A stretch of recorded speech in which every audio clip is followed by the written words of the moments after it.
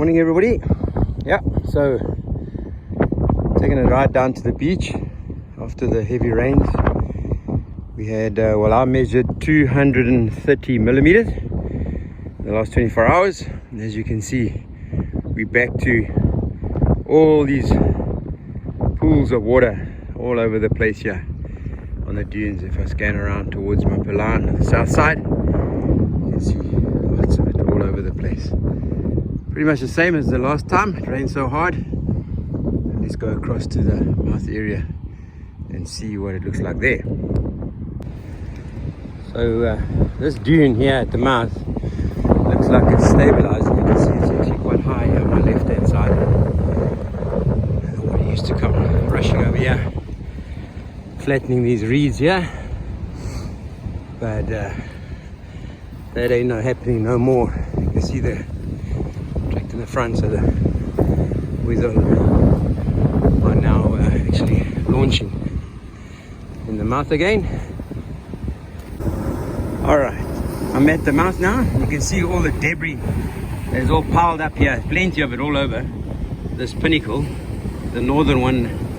But what's really interesting is if you look here, you'll see that this shore dump is actually quite large right here at the mouth, and this wave action will be breaking up all that clay that's underneath here. So for me, this is excellent.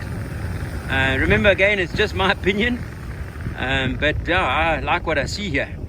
And if I stand up and I go up like this, you can actually see the mouth is extremely wide out there. To me, it looks like it's all just ocean. If I scan across to the left and I zoom in there, you can see a lot of white water. I'm sure that will be the sandbank. And if I scan around to the right, again there you'll get the sandbank, and then the pinnacle of the southern bank will start to form. And as I'm scanning around, you can see that the actual mouth itself is nice and wide, and this is what we need. We need it wider and wider and wider to get as much salt water into the lake system as possible. And I mean, the Umfolozi section, you can see there, it looks really nice and wide, but obviously lots of water coming through from the rain that we had yesterday. So the ocean and the sea, the freshwater competing against each other here. But it looks to me the flow is still going into the sea, which means that the freshwater is overpowering the strength of the tide that's pushed. But in my opinion, this looks really good. I think it's amazing. Let's see, perhaps if I can try and come down later on the low tide to see what it looks like on the low. But I'm really happy with what I see here.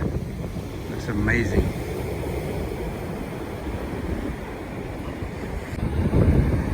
So you can see how these waves are rushing into the lake system, and this is what we need. This is where the salt water will come from. It's pushing it beautifully. Amazing. So as you can see the water rushing in here, this is now on the western side, and you can see how it pushes in to the system. And this is that little channel that I showed in one of my previous videos. So I'm sure the current here is not as strong a flow of fresh.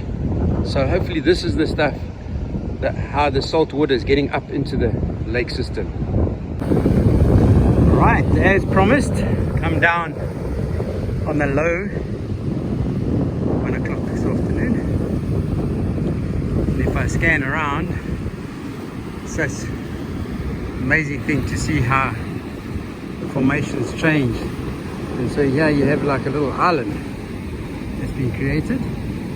So you might have two channels coming quite soon. Obviously there's a channel, two channels already, but this one that's closest to us, in other words the northern one, could get wider and wider. So that'll be interesting to watch. Obviously the low tide, you often see a lot of things that you don't see on the high. But yeah, looks good. So as I ride through, you can see all the birds on the little island here. zoomed it quite a bit, so it could be quite blurry, but it's still interesting to see. And then as you see, it goes up into the mouth area at the top there. And as I ride here at the bottom now, you can see how high this bank has grown.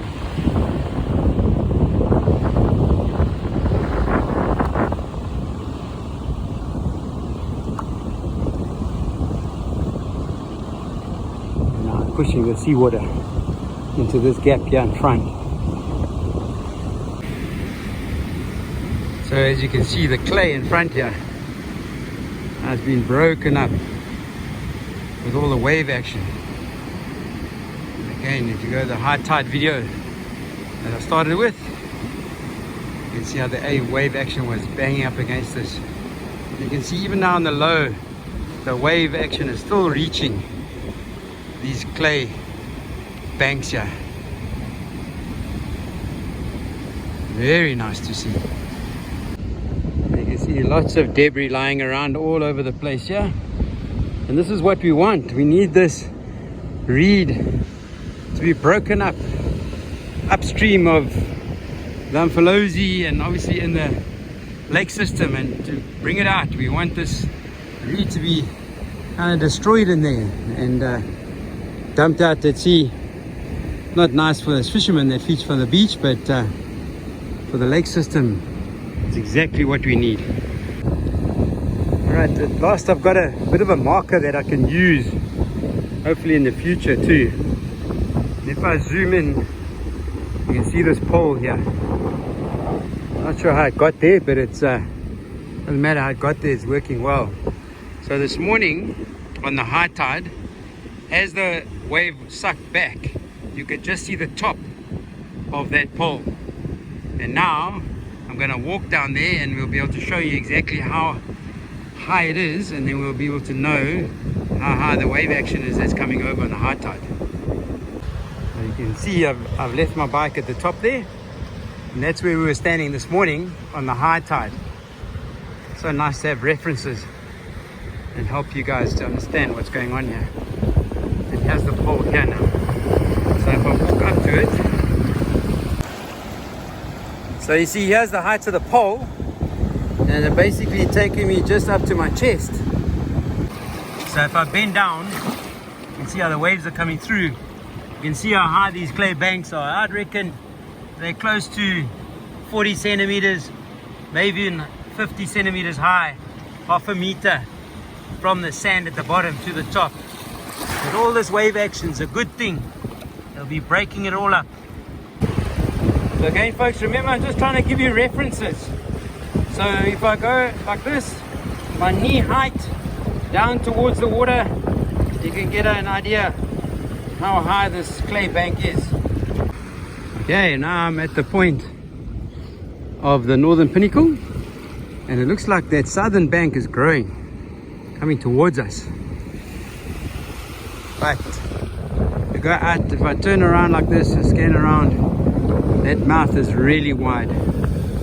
And that's so good to see. Remember, this is a low tide, folks, and so the way I see it, it looks like a boat could easily come through and not hit the sandbank out there on the back. If I zoom in like this, which is a really good sign. That means it's relatively deep out there as well. Obviously here, right on the edge here on the right hand side, and if I go across to where those birds were on the left hand side, those will be problems for a boat. But I reckon straight through the middle here, I reckon a boat will get through there now on the low tide, which indicates it's pretty deep through there. But the movement of water here is extremely fast, so lots of water coming out of here again after yesterday's rains. And you know, the Umfolozi mouth looks to me as like the Umfolozi river section looks to me as widened quite a bit. And even here, the water that's coming out of the lake system, I could say estuary now, it's also quite wide. And obviously it's all because of this rain that we've had, and all a good thing. Maybe use these stumps also for future references. Alright, so now I've got to the western side, in other words the opposite side of the sea, and you can see this bank here is quite high, and the water is flowing strong out of the lake system. And if any of you have seen the photographs of Pierre Conradi when he was flying his plane, the water at the Narrows is really wide, and so I believe that a lot of that water now from the lake system right up False Bay, Hell's Gate, those areas are starting to flow through there. I don't think that there's a blockage at any more in the Narrows. It's actually coming through there, and maybe I'll get permission to be able to put that little video, the photograph in, so that you can see it.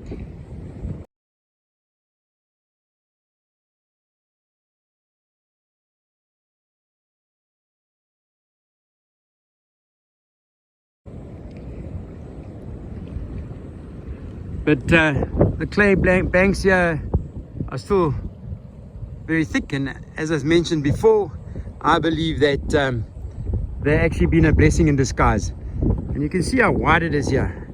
I'm reckoning that from that bank across to that stump over there, probably close to 100 meters wide. And to think that, you know, it all started with a little channel. It was probably about 2 meters wide. And this morning I mentioned, as the seawater came over the top here, it was actually flowing into these reeds. And this is the channel that I'm talking about. That the salt water coming into here could be the one that's getting up towards the bridge area, especially if you get an east or a south wind blowing and it pushes this water up towards the lake area, towards Makakatan. Yeah, folks, it's very interesting. You can see there's water running out of here now, but still lots of things going to happen. Very interesting, and I'll keep you guys informed. It looks like some water coming in, even though it's low tide. You can see there's a bit of a wave coming through, so it looks like even the salt water is still pushing through, even though it's low tide. Nice to see. Well, folks, until the next video, be safe, everybody.